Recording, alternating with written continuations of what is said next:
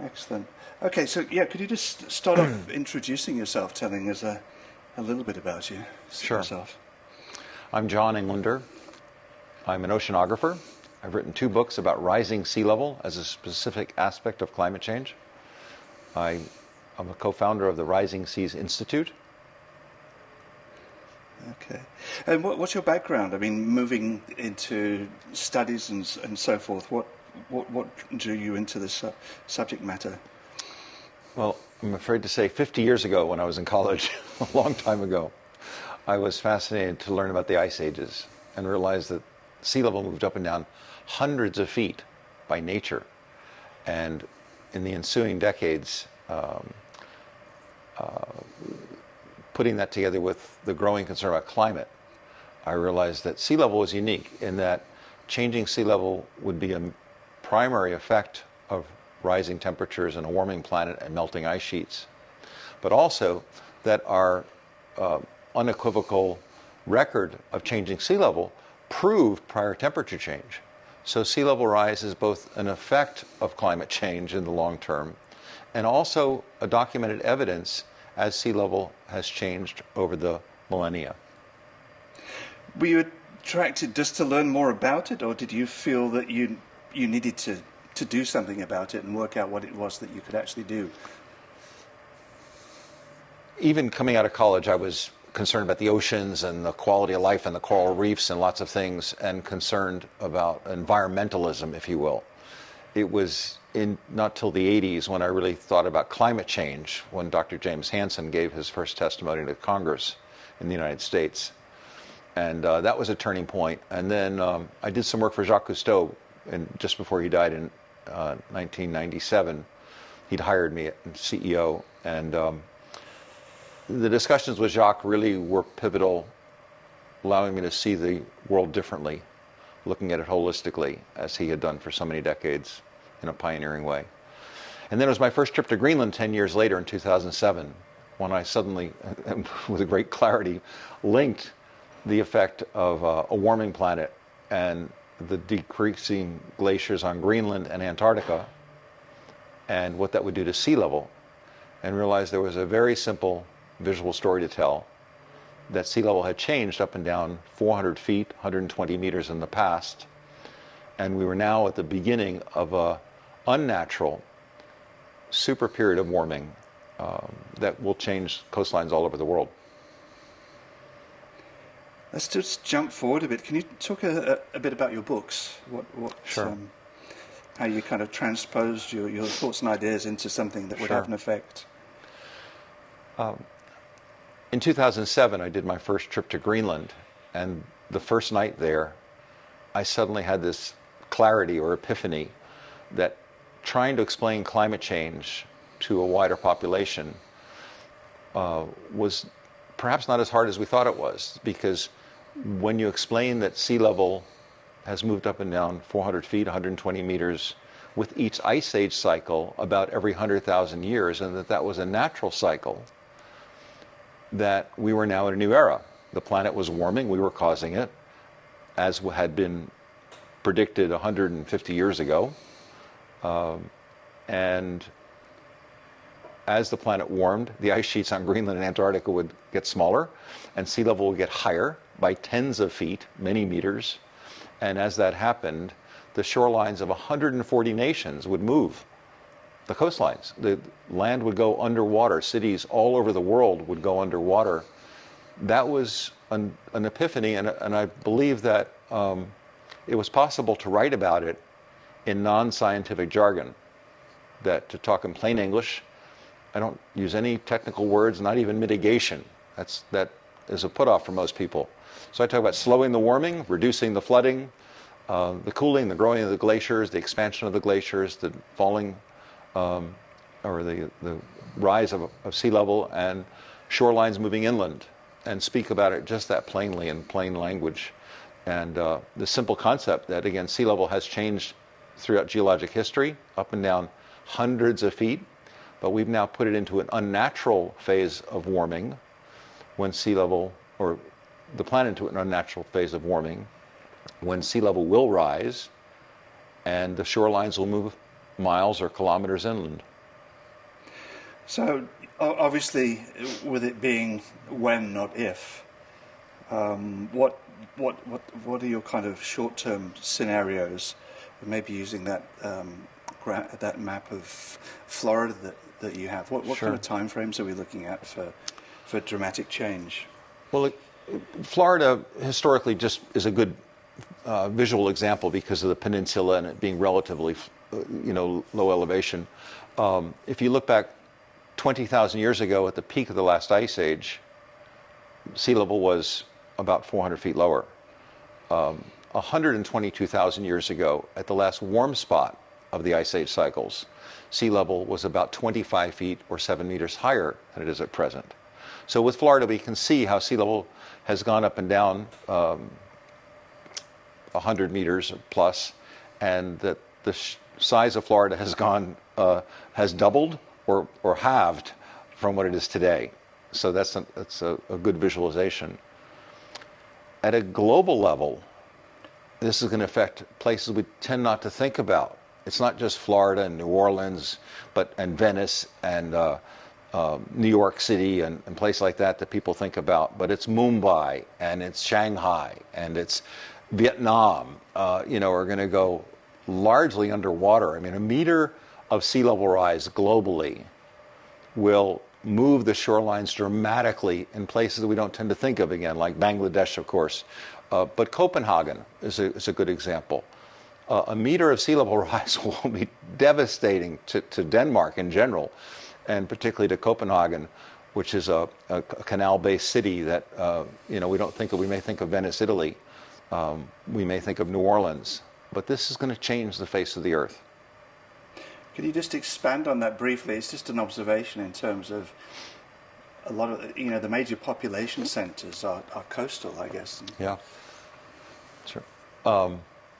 A few meters, let's just say even 2 meters, 7 feet roughly of sea level rise, will put hundreds of millions of people, will displace them from where they live today.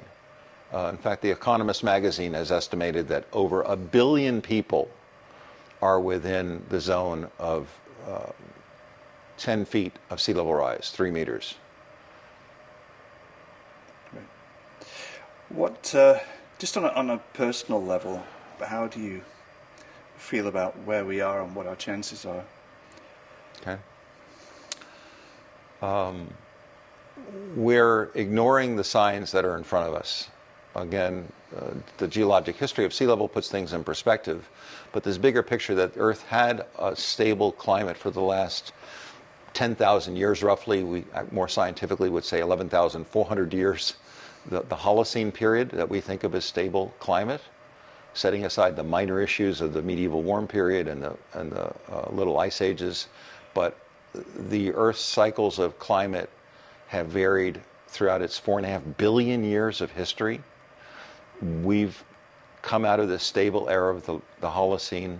We've entered this new era when humans are affecting the climate, the Anthropocene. And it's hard to overstate how that will transform society, agriculture, water supplies, the definition of coastlines and rivers, estuarine areas, everything from coral reefs to the breeding grounds for fish in the estuaries, to the open ocean life, the whales and sharks and apex predators. Great. I'm just going to change files. Okay. Great. Okay. So I guess to lead, however you want to lead into it, but it's almost like we're not, business as usual in terms of the graph and the steady up and downs that you were showing us. But now that we've gone off the chart, that it's... Are we talking about carbon dioxide or sea level or temperature? Or all three? All three together, Okay. and the Yep. relationship and Yep. what we need to do. Right. Actually, I should have not said anything because you had it. That's fine. Okay. There's a growing awareness about carbon dioxide levels as one of the important greenhouse gases that traps heat in the atmosphere, as was predicted back in the 1800s, in fact, by many leading famous scientists now, looking back over a century. Sea level changes with global temperature as the ice sheets change size. In colder periods, the ice sheets expand, the glaciers.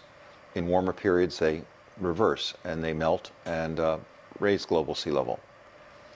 Carbon dioxide, global average temperature, and sea level move in long-term synchronization, as shown in this chart. This shows 400,000 years. The upper line is carbon dioxide as a greenhouse gas. The red line is global average temperature, represented the ice age cycles of the planet's history. And then sea level is in blue. And the three lines move together up and down about every 100,000 years in something called the Milankovitch cycle, which is primarily the changing elliptical orbit around the sun, changes the amount of energy we get, somewhat like a super summer and winter is what the ice age cycles are. So in that super winter period, we have more ice, and in the super summer period, we have less ice. That's a normal 100,000 year cycle caused by the changing orbit around the sun and the tilt and the wobble as well. But it's that 100,000 year cycle, and we normally are at the top part of a cycle and should be entering the 80,000 year cooling cycle to the next ice age, but we're not. We're in a super warming period that correlates with the added greenhouse gases, particularly carbon dioxide and methane. So just going back to you on a personal level, how do you feel about your daughter's chances and potentially your grandchildren and so on and so forth? What are your thoughts about that? Yeah. Looking at the world's climate, both back to our historical knowledge, but where we are today and where we're heading, it's of course deeply disturbing, worrisome for future generations. I mean, every generation has its own challenges, but there's growing awareness that for the coming generations, climate change will be the overarching challenge. It'll affect food supply, coastal boundaries, heat effects, wildfires, everything that has been well cited. It gives me great concern. Mankind has had lots of challenges in the past, of disease and war and nuclear bombs and things like that. This is a unique problem because it's affecting the world we live in physically and environmentally, temperature, fires, weather patterns, floods, and then melting glaciers and ice sheets. We have no choice but to tackle it. It could be our finest hour. If it could cause us to govern ourselves differently. And one might argue that as things get bad and even worse, that will give new impetus to change how we govern, how we make decisions. We're not quite there yet. I mean, there's growing concern about how to slow the warming and how to perhaps even reverse it and get us back to lower levels of carbon dioxide. But those are the thoughts of some leaders today, as you're covering, and we have to hope for the best. And we must not give up hope, but it's getting dire. Great. One other. You've written a book. That's right. I think you gave me a good opening for the book, and I don't think I took it, actually. Maybe we can tie it in with behavior, because it really isn't about the science, it's about behavior. Yeah. And I think the importance of the work that you're doing is making the understanding of that accessible. And it's essential because people aren't moved by scientists and statistics. No, we've got to talk in plain language. Yeah. So yeah, could you lead into that and how the purpose of what you're doing and how you're reaching out and your method of reaching out, your language. Sure. Unfortunately, scientists are not particularly good communicators. I was privileged that Jacques Cousteau, who many would remember he died in 1997, but was one of the world's best communicators about this ocean planet. And I learned from the master. When I decided to write my first book, High Tide on Main Street, I decided that I would use as plain a language as possible And then a decade later, my more recent book, Moving to Higher Ground, carried that on, because it was noteworthy that everybody recognized and appreciated the plainness of language and the lack of technicalities in trying to explain this to a wider audience. That's great.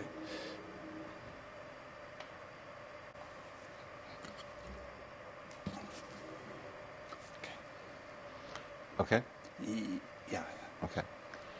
Just looking at the issue of greenhouse gases, particularly carbon dioxide, the one that is the main product of burning fossil fuels.